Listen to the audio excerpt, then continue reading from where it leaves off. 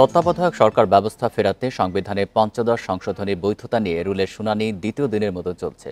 আজ এতে অংশ নিচ্ছেন বিএনপির আইনজীবীরা।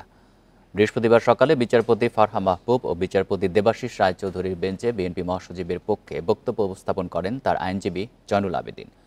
এ সময় তিনি বলেন, জনমত উপেক্ষা করে একক সিদ্ধান্তে তত্ত্বাবধায়ক ব্যবস্থা বাতিল করেন শেখ হাসিনা, এটি অসাংবিধানিক। বিএনপির পর এর পক্ষপাত হয়ে শুনানি করবেন জামায়াত ও গণফোরামের আইনজীবীরা।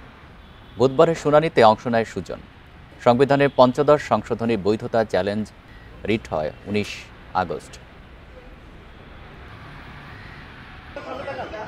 এই রিট পিটিশনে একটা রুল ইস্যু করেছিলেন যে কেন সংবিধান এই যে সংশোধন করা হলো 15th অ্যামেন্ডমেন্ট, এটা কেন আলট্রা ভাইরাস হবে না। গণতন্ত্রের জন্য, মানুষের ভোটের অধিকারের জন্য 13th অ্যামেন্ডমেন্ট বলবৎ থাকা দরকার এবং এইটা সংবিধানের সাথে কোনো অবস্থাতেই সাংঘর্ষিক না।